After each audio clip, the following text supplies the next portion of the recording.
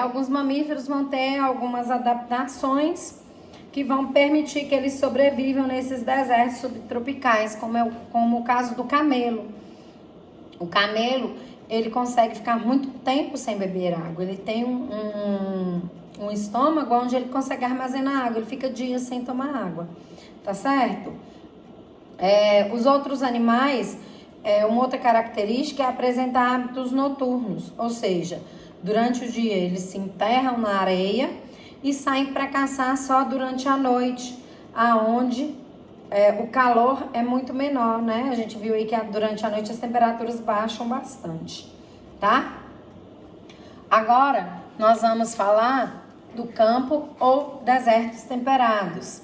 O bosque, eu dei uma separadinha aí, daqui a pouco eu falo dos bosques, tá? Então, campo ou deserto temperado. Ele também é conhecido como pradaria na América do Norte ou estepe na Ásia. Aqui no Brasil, na América do Sul, ele é também conhecido como pampas, né? Ou campos sulinos.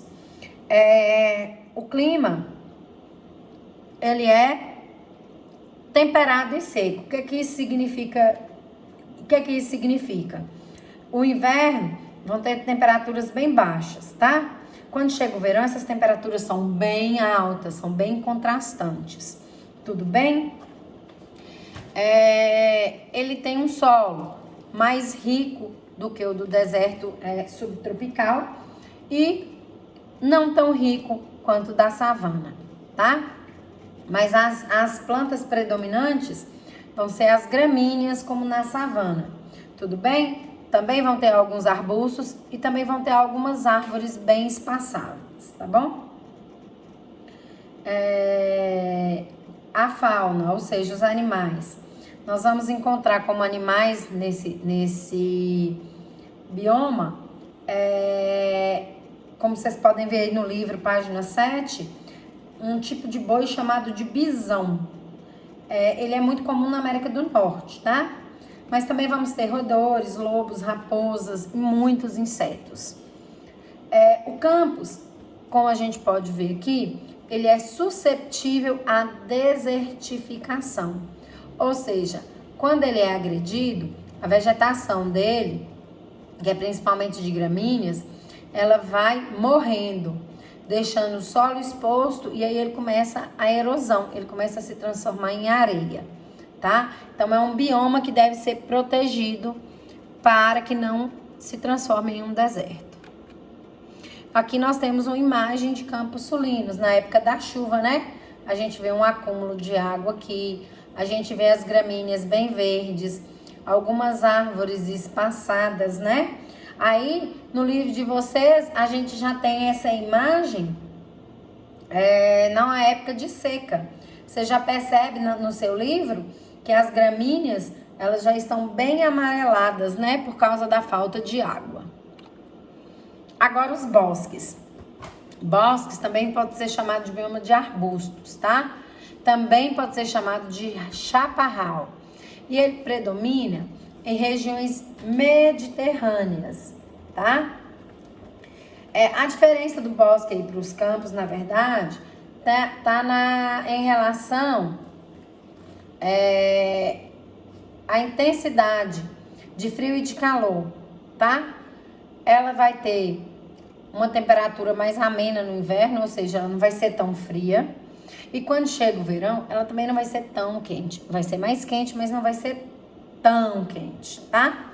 E o tipo de vegetação. A vegetação dela vai ser mais resistente às secas, tá?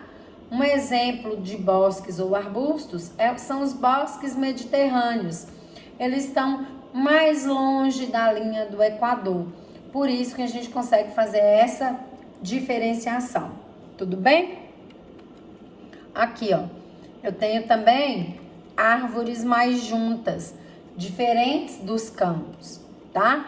Então, nos bosques eu tenho uma predominância de vegetação que está mais junta, por causa do tipo de solo, da quantidade de chuva, ok? Floresta sazonal temperada.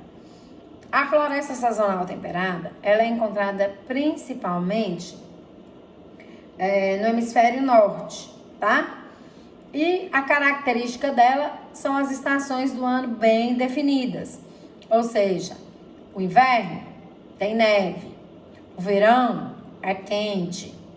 No outono, as árvores perdem as folhas, ficam secas, avermelhadas. Na primavera, a estação das frutas, as plantas todas vão brotar, vão dar fruto, vão se reproduzir, tá? O solo é rico e com boa drenagem. O que é que isso significa, essa boa drenagem?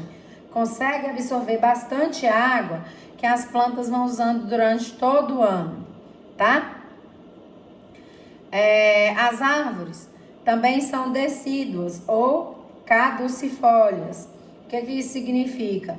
Significa que na época que vai começar o inverno, que o solo vai ficar sem água em estado líquido, que a água vai congelar, as árvores começam a perder suas folhas. Para quê? Para economizar energia, tá? E em regiões onde o solo é mais pobre, o clima mais quente, a vegetação predominante vai ser de pinheiros, tudo bem? A fauna desse bioma, olha que linda a imagem, né? Aqui ela tá saindo do verão, entrando no outono, ó. As plantas, as folhas vão perdendo a pigmentação verde e vão cair. É o que acontece com as árvores caducifólias. Vamos falar um pouquinho agora da fauna. Desculpa, pessoal.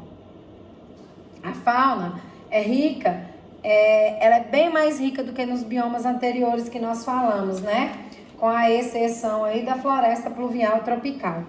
Ela vai ter uma fauna bastante rica. E nós vamos encontrar vários tipos de mamíferos, como veados, raposas, esquilos, muitos tipos de aves, muitos insetos, répteis, né? Alguns anfíbios. E uma das características interessantes é que muitas dessas espécies, quando chega o inverno, que eu falei que tem neve, né? A água fica congelada, eles vão fazer a hibernação. O que é essa hibernação?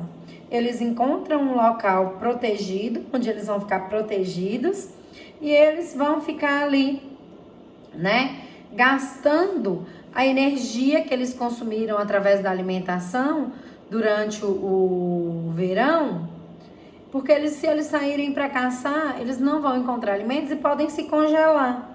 Então eles ficam ali quietinhos para o metabolismo deles desacelerar, né, para gastar pouca energia e eles conseguirem ficar às vezes aí 3 meses sem conseguir comida. Tá? Isso é hibernação. Tem gente que acha que hibernar é dormir 3 meses. Não, muitas vezes eles ficam acordados, mas eles ficam parados no lugar para não gastar energia, tá? Já algumas espécies de pássaros e insetos, eles vão fazer a migração. O que é a migração? Sair desse local que está muito frio ou que vai ficar muito frio e eles vão buscar locais mais quentes. Vão ficar naqueles locais quentes por um tempo, procurando alimento, fazendo reprodução. Depois eles voltam para floresta sazonal temperada. Tudo bem? E agora, floresta pluvial temperada. A floresta pluvial, lembra que eu falei que pluvial significa? Que tem muita chuva, né? Então, a floresta pluvial temperada, ela vai ser encontrada também em regiões da América do Norte, né? Próxima aos oceanos. Então, essa proximidade com o oceano interfere na temperatura, que vai ser uma temperatura mais amena. Tanto no inverno, que não vai ser tão gelado, quanto no verão, que não vai ser tão quente. E aí ela tem altos índices de chuvas, ela vai ter chuvas intensas. Então, o inverno ele não vai ter tanto tempo congelado, né? E no verão, muita chuva, tá bom? Além da chuva no verão, essas florestas também têm muito nevoeiro, tá?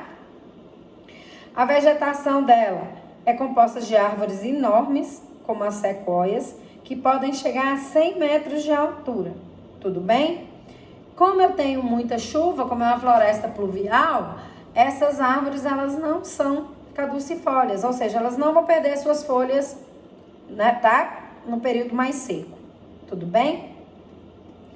A fauna também vai ser diversificada. Eu vou encontrar insetos, aves, anfíbios, mamíferos, tá? Coiote, lobo, todos eles vão se alimentar, na maioria das vezes, do que cai dessas árvores, porque elas são grandes demais, precisa do alimento cair para eles, tá bom? As folhas, quando elas caem, elas são chamadas de caducifólias, né? Ou decíduas. Quando elas não caem, elas também têm um nome.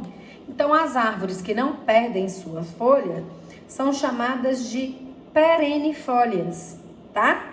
Árvores perenes que não perdem suas folhas. Tudo bem? Então, agora nós vamos falar da taiga.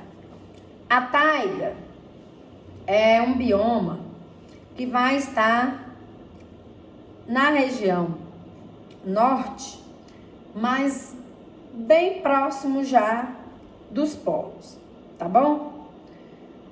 A taiga ela é comum na região do Alasca, do Canadá. Nós vamos encontrar taiga na Europa, na Ásia. O clima é muito frio, o verão é muito curto. Como assim, Carol?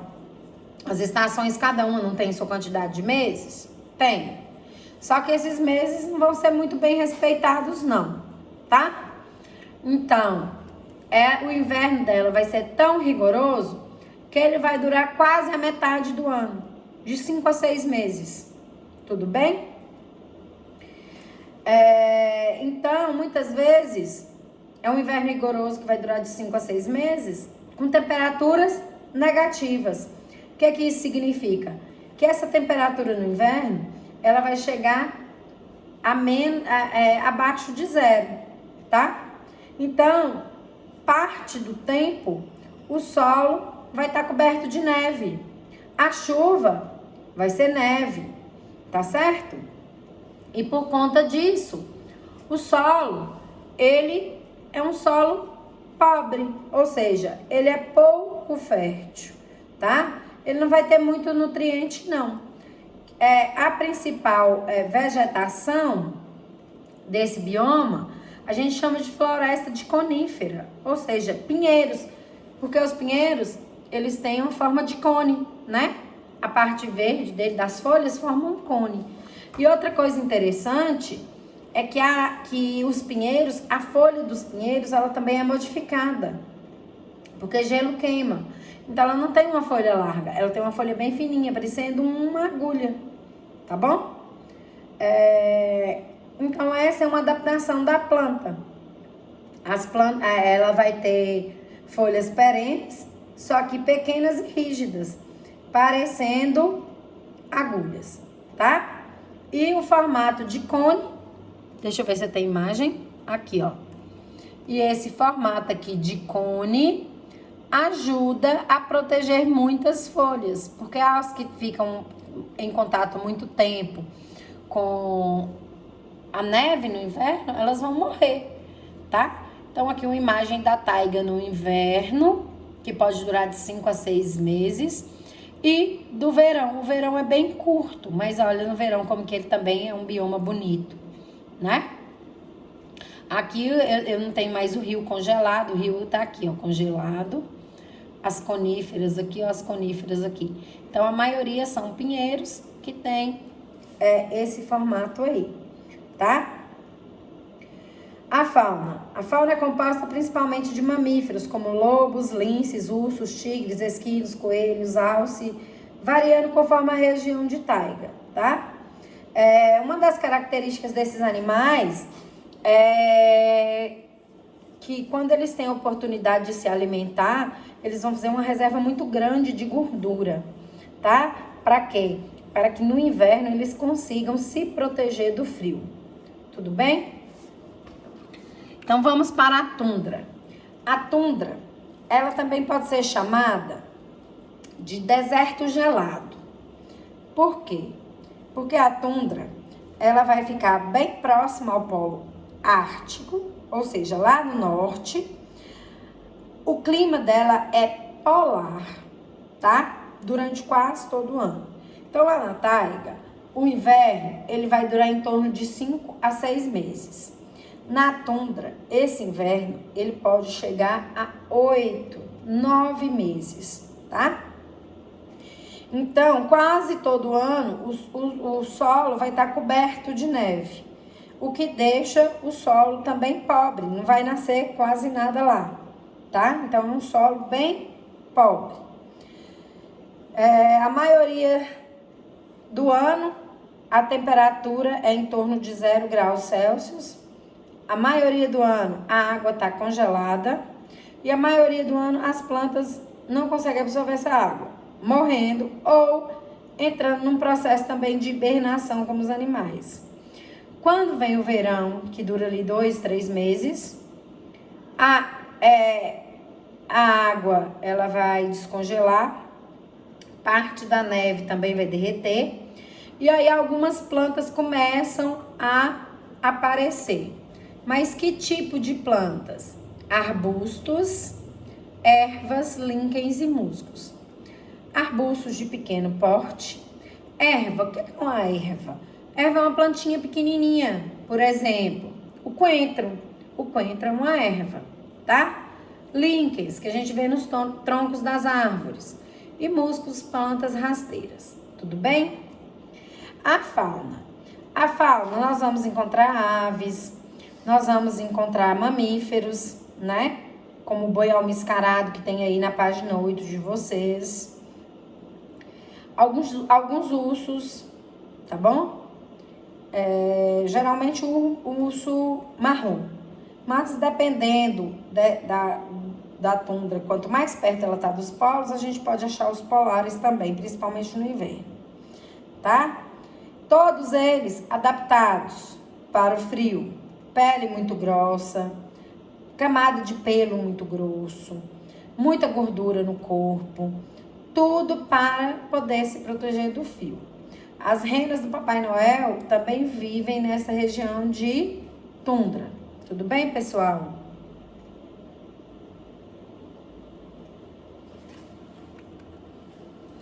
E aqui, a paisagem da tundra durante o verão. A gente não vê nenhuma árvore, né? Somente musgos, arbustos pequenos.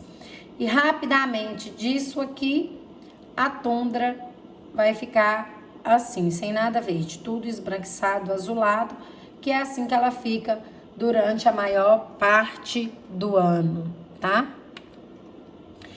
Os ecossistemas aquáticos. Aliás, antes de falar dos ecossistemas aquáticos, vamos falar do Saiba Mais aí, ó, tá? O Saiba Mais tá falando dos ursos polares. E a gente sempre pensa neles em paisagens cobertas de neve, né? Por quê? Porque esse animal, a sua cor esbranquiçada faz com que ele se camufle na neve e fique mais protegido. É uma das características de adaptação desse animal, mas ele tem outras, tá? Outras como denso revestimento de pelo, camada de gordura espessa logo abaixo da pele, uma pele bem grossa, que tem uma coloração negra. Sabia que o urso polar, na verdade, ele é negro? A pele dele é negra e o pelo dele é branco. E a pele dele é negra por quê? Porque ajuda a absorver mais calor, né? Ajuda a absorver mais os raios do sol, o que faz com que aqueça o corpo dele, tá? Como eu disse, esses animais eles são encontrados às vezes na tundra, principalmente quando o inverno está no seu auge, né? E ele vai para a tundra caçar presas para se alimentar. E ele chega na tundra porque o mar fica congelado e ele consegue caminhar, né? Mudando de uma região para outra. O principal alimento deles são as focas, que não conseguem se movimentar porque está tudo congelado, tá? Aí quando elas saem para respirar, porque as focas elas têm que respirar fora da água, ele consegue caçar essas focas, tudo bem? E ele está ameaçado de extinção. Por quê? Porque o nosso planeta está sofrendo com o aquecimento global, né? Então esse planeta o planeta tá mais quente, derretendo regiões aonde esse animal incrível ele vive. Então vamos para os ecossistemas aquáticos agora. Então, o ecossistema aquático, como o próprio nome diz, vão ser ambientes que estão cobertos por água, né? Então, esses ambientes, apesar de estar cobertos por água, eles vão ter vida nessa água, tá? E essa vida ela vai ser influenciada por diversos fatores, como por exemplo, temperatura, nutrientes, salinidade, luminosidade, dentre outros. Então, de acordo com todos esses fatores, nós podemos classificar esses ecossistemas aquáticos em dois: ecossistema dulcícola ou ecossistema marinho. O dulcícola é aquele que a gente chama de água doce, lagos, rios, córregos, né? E o marinho são aqueles que têm uma água salgada, com sais dissolvidos nessa água. Aí nós vamos falar dos mares, das praias, dos estuários, as zonas entre marés, todos eles são marinhos, tudo bem? Dentre os marinhos, nós podemos dividir um ambiente marinho em zonas bênticas e zonas pelágicas. A zona bêntica é o bênton, é o fundo do mar. É quando você consegue chegar lá e pisar lá no fundo. É o solo que apoia aquele tanto de água, tá?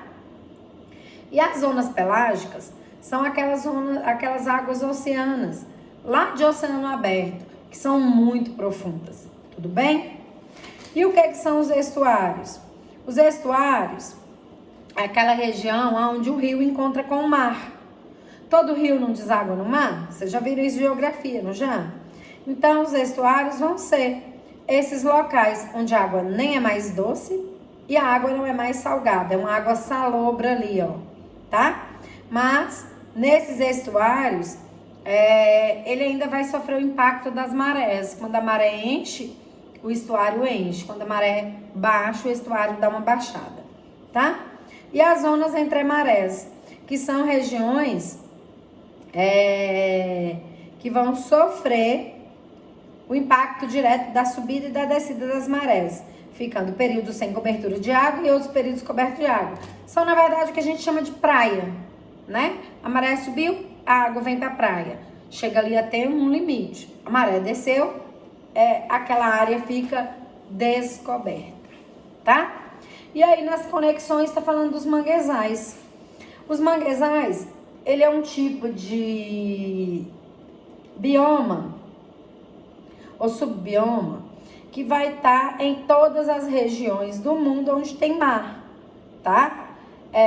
Em todas as regiões costeiras, tropicais, subtropicais do mundo. Então, ele é caracterizado por um solo lamacento e com alta salinidade, ou seja, com muitos sais dissolvidos nele. E ele fica inundado diariamente pela maré, ele sofre a ação da maré, tá? Os manguezais, eles são muito importantes, porque é como se eles fossem um berçário do mar.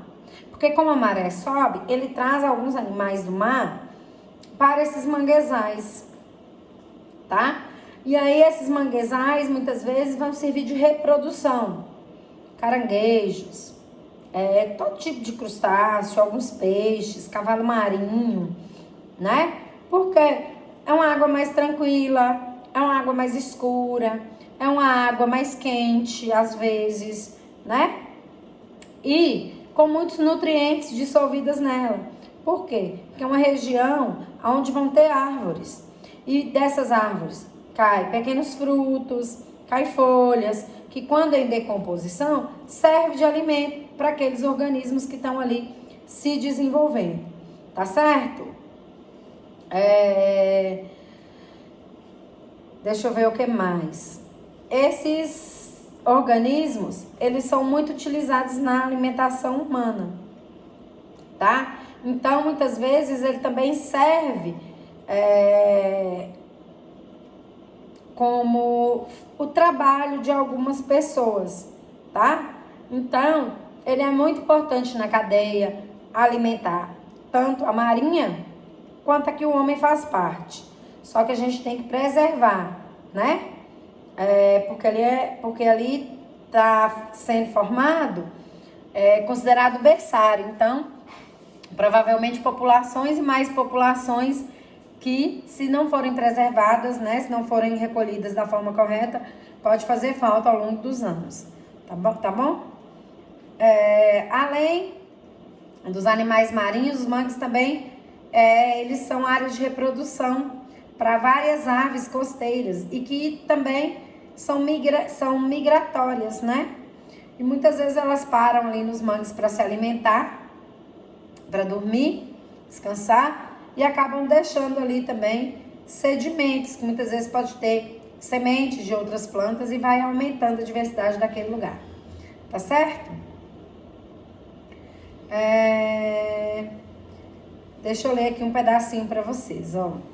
Os mangues também são áreas de reprodução e descanso para aves costeiras e locais de depósito de sedimentos que protegem a linha de costa, atenuando o impacto da erosão. Essa capacidade de proteção foi bastante destacada nos meios de comunicação internacional após o tsunami, que no final de 2004 causou grande destruição e cerca de 150 mil mortos em países banhados pelo Oceano Índico.